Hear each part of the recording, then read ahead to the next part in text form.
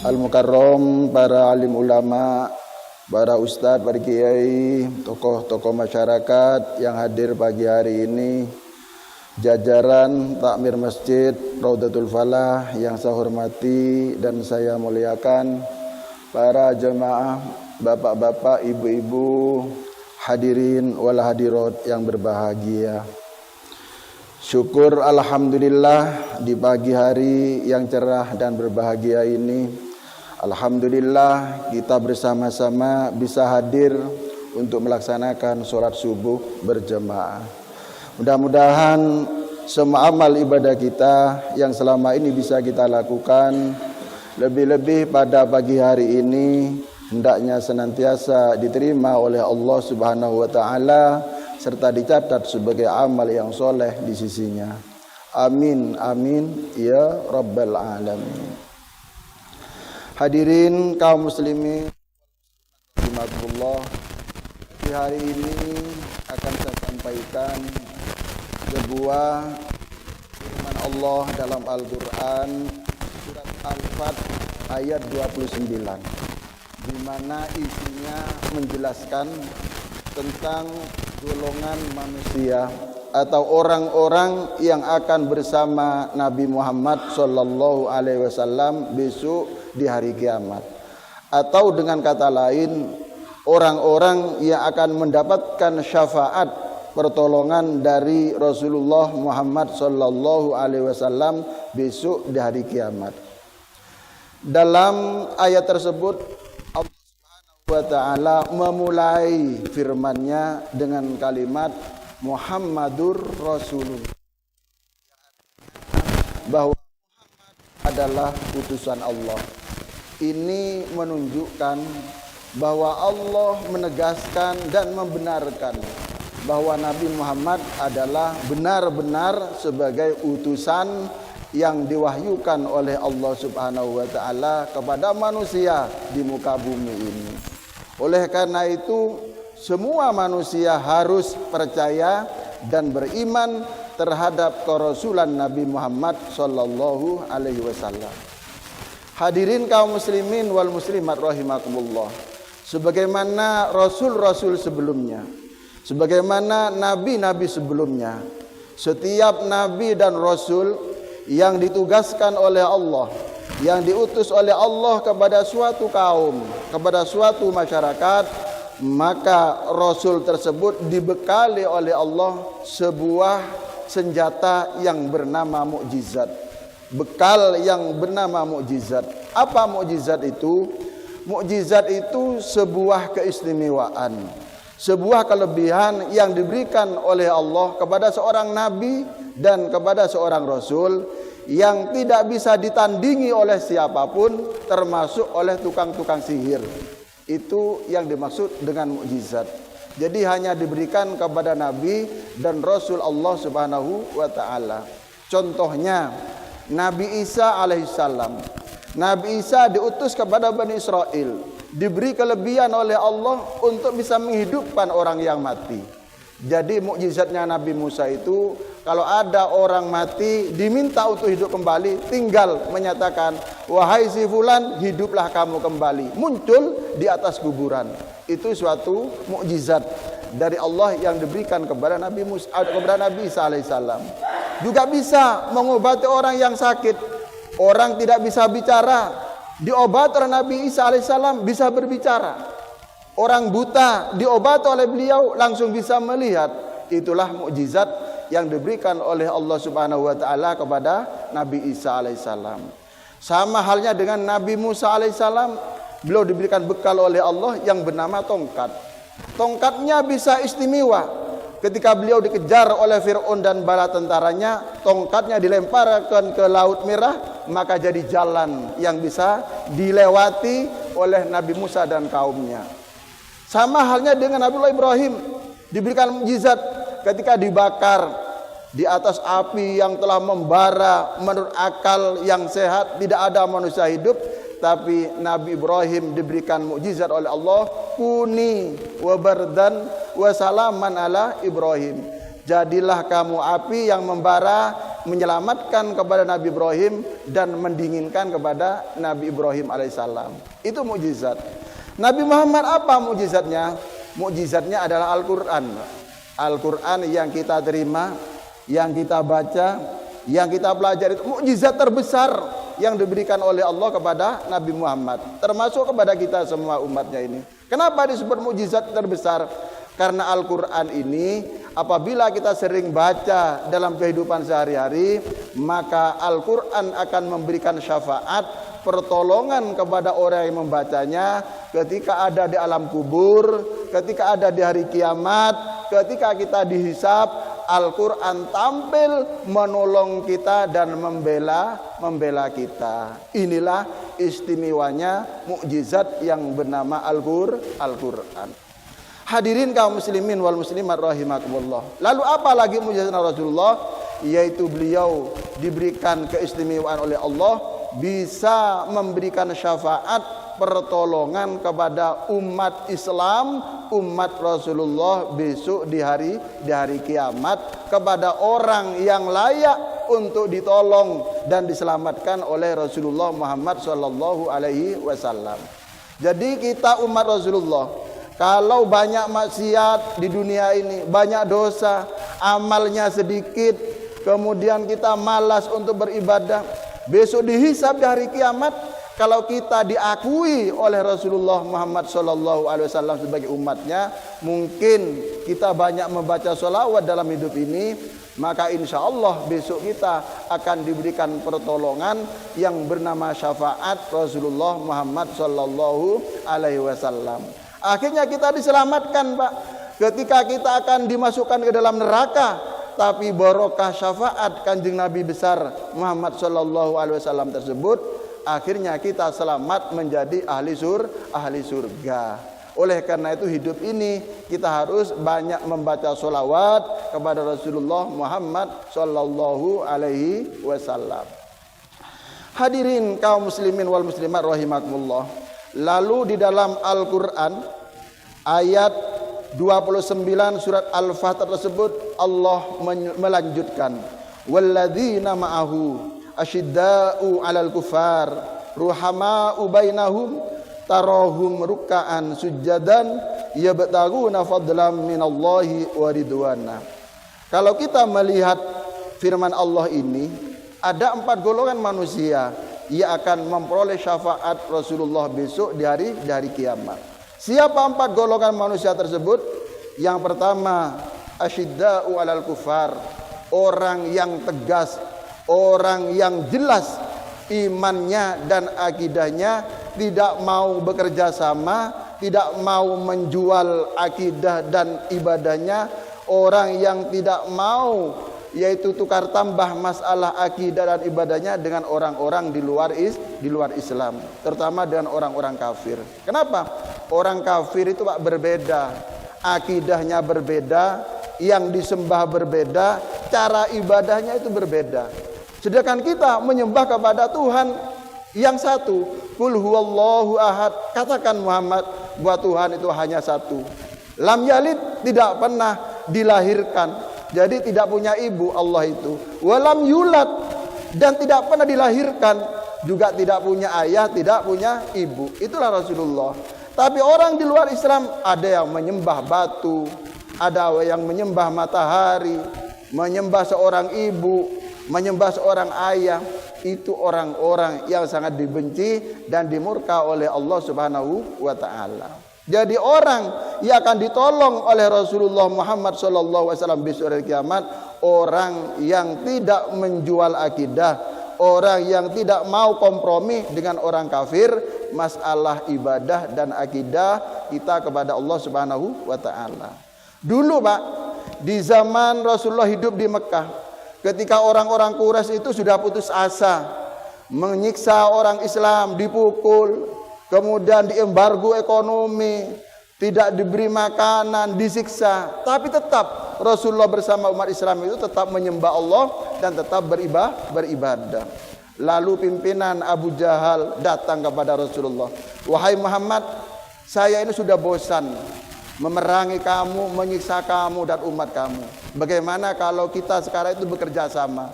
Bagaimana paman kerjasamanya? Begini, kamu kalau hari Minggu ikut saya menyembah kepada Tuhan saya Lata Uzza. Nanti kalau hari Jumat saya ikut kamu melaksanakan sholat Jumat menyembah kepada Tuhan kamu. Apa yang terjadi?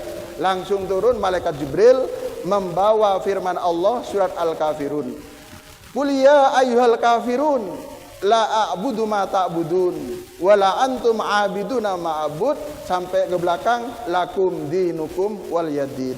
Katakan Muhammad bahwa saya tidak akan, katakan Muhammad kepada orang kafir, la a'budu ma ta'budun, saya tidak akan menyembah apa yang engkau sembah. Kamu bukan penyembah apa yang saya sembah. Akhirnya lakum dinukum wal yadin. Kamu punya agama, saya juga punya agama. Inilah Pak contoh yang harus diperjelas, contoh yang ditegaskan oleh umat Islam kalau kita diajak kerjasama di bidang masalah ibadah dan akidah oleh orang-orang di luar Islam. Jadi orang yang teguh pendirian, yang iman kepada Allah, beribadah kepada Allah, besok akan mendapatkan syafaat pertolongan dari Rasulullah Muhammad sallallahu alaihi wasallam. Yang pertama. Yang kedua, ruhama ubainahum. Orang yang akan mendapatkan pertolongan Rasulullah dari kiamat adalah orang yang senantiasa saling menyayangi, saling menjalin silaturahim, saling menciptakan kerukunan dan persaudaraan sesama umat Islam. Tidak dibalik, Pak. Kadang-kadang kita dengan sesama muslimnya itu selalu berantem, selalu tukaran, saling menghujat, saling memfitnah. Tapi dengan orang lain justru kita itu bergandengan tangan. Ini yang salah daripada kita umat Islam. Hadirin kaum muslimin rahimakumullah.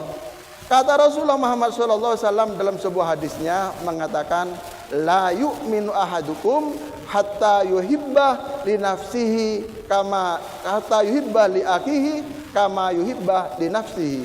Yang artinya tidak termasuk seseorang itu beriman di hadapan Allah Subhanahu wa taala sebelum mereka itu menyintai saudaranya sesama muslim sebagaimana dirinya mencintai terhadap diri sendiri. Inilah cara kita mencintai sesama orang yang beragama Islam, sesama orang yang beriman. Kita harus menilai saudara kita seperti menilai diri kita. Kalau kita difitnah tidak senang, jangan memfitnah orang lain. Kalau kita dipukul oleh orang tidak senang, jangan memukul orang lain. Kalau kita dirugikan tidak senang, jangan merugikan saudara kita sesama muslim.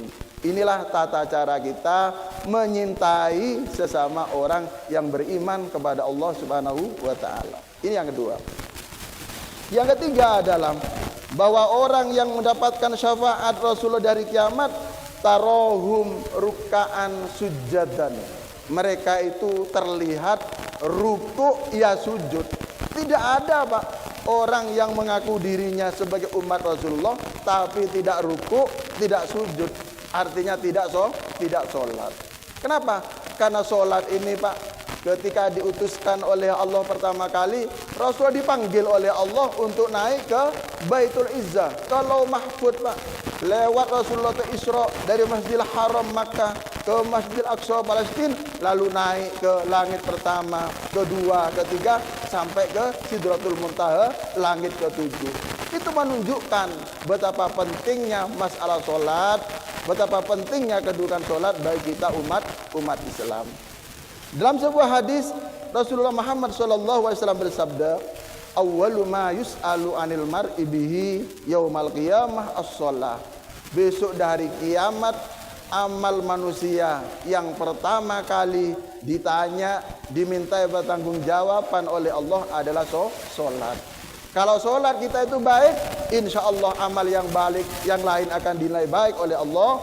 Dan kalau amal solat kita tidak baik, maka yang lain akan dianggap tidak baik pula oleh Allah Subhanahu wa taala. Lah, hadirin kaum muslimin rahimakumullah. Lalu apa manfaat solat? Kaitan solat dengan pertolongan Rasulullah besok dari kiamat. Begini Pak, suatu saat Rasulullah ditanya oleh sahabat, ya Rasulullah, bagaimana engkau besok dari kiamat mengenal umatmu dari sekian miliar manusia yang berkumpul di satu tempat yang bernama Padang Mahsyar? Mulai dari umat pertama, saya umat yang terakhir. Bagaimana panjenengan, istilah di sini, panjenengan niteni bahwa itu merupakan umat panjenengan ya Rasulullah. Apa jawab Rasulullah? Wahai sahabatku, qala gurrun muhajjalun bulkun min atharil wudu. Jadi Rasulullah itu gampang Pak, niteni mana yang umatnya dan mana yang bukan umatnya. Ketika manusia berkumpul ratusan miliar besok dalam mahsyar, maka orang yang sholat sebelumnya wudu, gurrun muhajjalun, wajahnya itu bersinar Pak. Wajah panjenengan itu mengeluarkan cahaya, kedua tangan mengeluarkan cahaya seperti lampu, kemudian dua kaki orang yang wudu mengeluarkan lampu. Gampang, hei orang yang bersinar, orang yang tangannya bersinar, orang yang kakinya bersinar, maka bangun, berdiri, ikut saya ke dalam surga. Jadi kalau ada orang mengaku sebagai umat Rasulullah tapi tidak sholat, besok itu gelap Pak. Wajahnya gelap, tangannya gelap, kakinya gelap, tidak mendapatkan pertolongan, tidak mendapatkan syafaat dari Rasulullah Muhammad sallallahu alaihi wasallam. Nah, oleh karena itu mari selama kita hidup ini kita berjuang bagaimana kita bisa menjaga sholat 5 waktu, usahakan bisa sholat berjamaah di masjid. Amin ya rabbal alamin. Ini yang ketiga. Yang keempat Pak, atau yang terakhir, bahwa umat yang akan mendapatkan syafaat dari Rasulullah dari kiamat adalah yabtaguna fadlam minallahi wa ridwana. Orang yang mau bekerja Pak, orang yang tidak malas. Kenapa demikian Pak? Rasulullah memberikan contoh Pak. Rasulullah seorang nabi, seorang rasul. Ketika usia 12 tahun beliau kerja Pak. Beliau seorang yatim piatu, beliau pengembala kambing. Untuk bisa hidup beliau mengembala kambing orang yang kaya Pak. Ketika usia 20 tahun beliau menjadi seorang marketing, menjualkan dagangannya Siti Khadijah, orang terkaya di kota Makkah Al-Mukarramah, yang akhirnya menjadi istri daripada Rasulullah Shallallahu alaihi wasallam. Jadi bekerja ini ibadah Pak. Bukan berarti kita ibadah hanya wirid membaca Al-Quran di masjid, salah Pak. Jadi kita sholat ada waktunya. Begitu kita selesai jam 7, maka kembalilah kita untuk bekerja, mencari nafkah, untuk membiayai kebutuhan hidup keluarga. Kita punya anak, punya istri, butuh rumah, butuh tempat tinggal, butuh makan, anak kita butuh sekolah, ada biaya Pak. Butuh mondok ya butuh biaya, juga butuh apa? Mendapatkan keterampilan butuh biaya. Oleh karena itu umat Rasulullah adalah orang yang bekerja, bukan orang yang malas menjadikan beban orang lain dalam hidup ini. Dalam sebuah hadis Rasulullah Muhammad SAW menyatakan Pak, yadul uliya khairun min yadis sufla. Tangan di atas itu jauh lebih mulia, lebih terhormat, lebih utama di sisi Allah daripada tangan di bawah. Artinya apa? Memberi, menolong, membantu, bersedekah kepada orang lain jauh lebih mulia, jauh lebih utama di hadapan Allah Subhanahu wa taala daripada orang yang menerima. Ini artinya umat Islam harus bekerja, umat Islam harus beribadah, umat Islam harus berusaha apa saja, jangan pandang bulu. Yang penting itu halal. Yabtaguna fadlan minallahi wa ridwana. Yang penting pekerjaan itu halal, diridhoi oleh Allah. Kalau tidak halal Pak, nipu, ngemplang, ngerampok, mencuri, korupsi, di mana aja, di korupsi di masjid, korupsi di kantor, sama saja Pak. Itu bukan umatnya Rasulullah Muhammad sallallahu alaihi wasallam. Mudah-mudahan yang hadir pada pagi hari ini senantiasa diridhoi oleh Allah Subhanahu wa taala, diberikan hidayah oleh Allah Subhanahu wa taala menjadi 4 golongan orang yang akan bersama-sama Rasulullah di dalam surga. Amin ya rabbal alamin. Marilah Kuliah subuh ini kita tutup bersama dengan doa kafaratul majalis. Mudah-mudahan dosa kita semua diampuni oleh Allah Subhanahu wa taala. Amin ya rabbal alamin. Bismillahirrahmanirrahim.